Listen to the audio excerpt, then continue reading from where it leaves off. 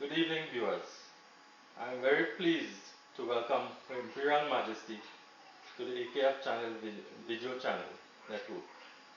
Welcome, Your Majesty. If I may, I would like to ask you two questions, please. There was a message posted today on the diaspora. Can you tell us, for the information and for the enlightenment of the African people, of the African kingdoms, the people of the African kingdoms, how important is the recognition of the diaspora by the African kingdoms? One. And two, can you enlighten us on the Ark of Nubia? It will be my pleasure. Thank you very much for both questions. They're very important questions. First of all, the recognition of the diaspora is the most important and fundamental thing that must be addressed for the diaspora nations, for the diaspora people. Everyone has right of an identity. Everyone has right of a name. The people of the diaspora, the African diaspora, are born of Africa. Africa is one tree, one root, with many magnificent branches. And whether they are of the root, whether they are of the trunk, the branches, the leaves, the fruits, or the seeds, they are their mother's child and their father's legacy.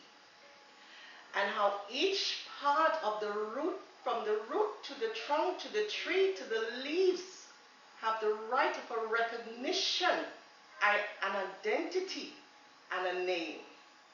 So too have all the people of the diaspora the right of recognition, the right of identity, and the right of their inherited names as the people of the tribes of Africa.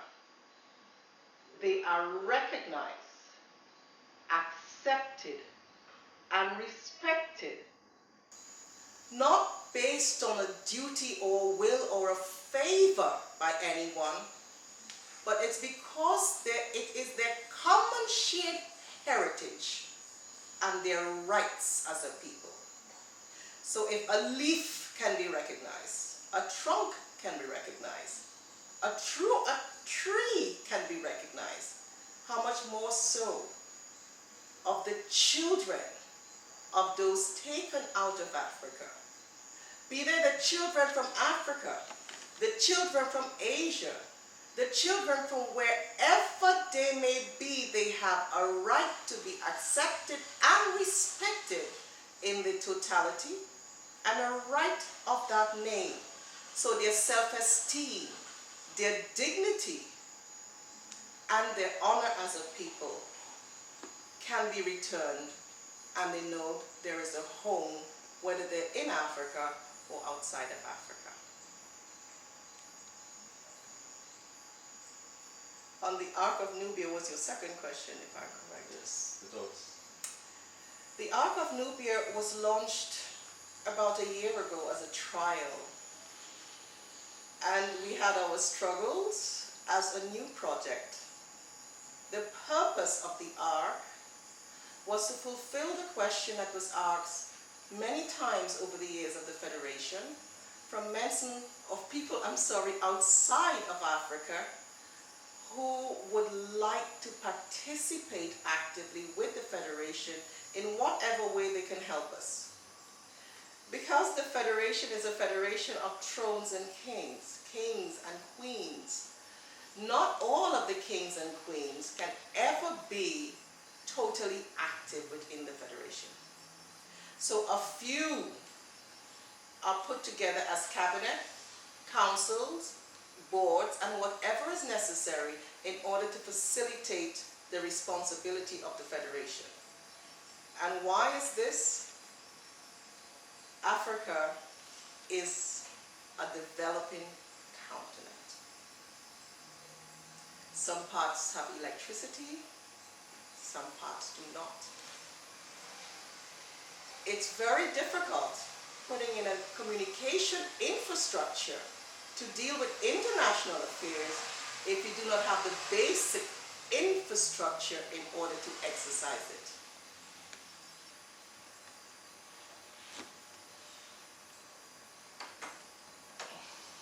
The Ark of Nubia was therefore established in 2010, the end of 2010, the beginning of 2011, it really started in full.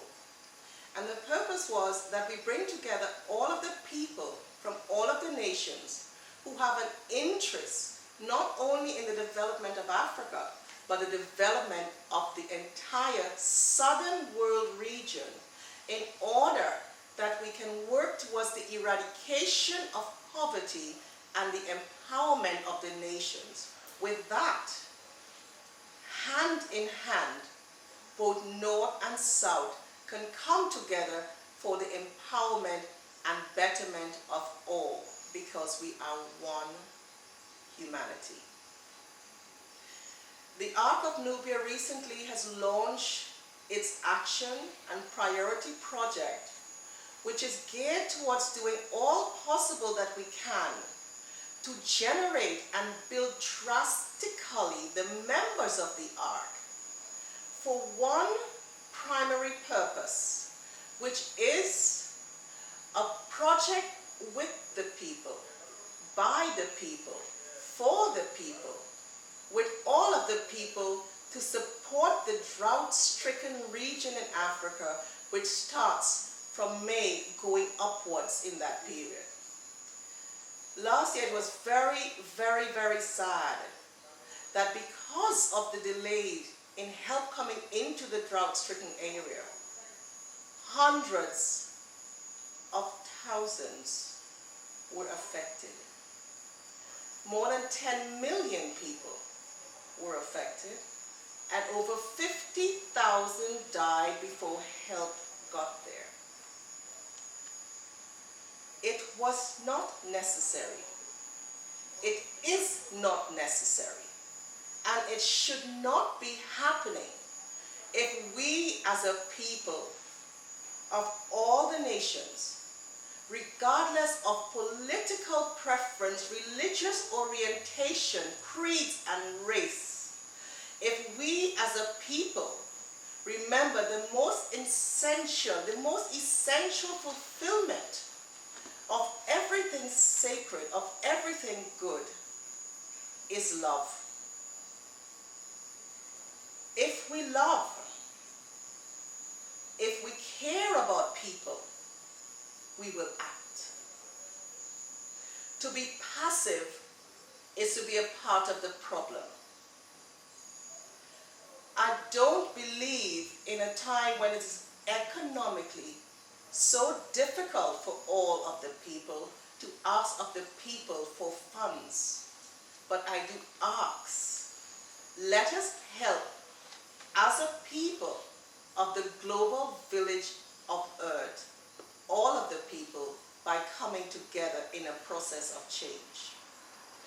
I would like to see the Ark of Nubia built.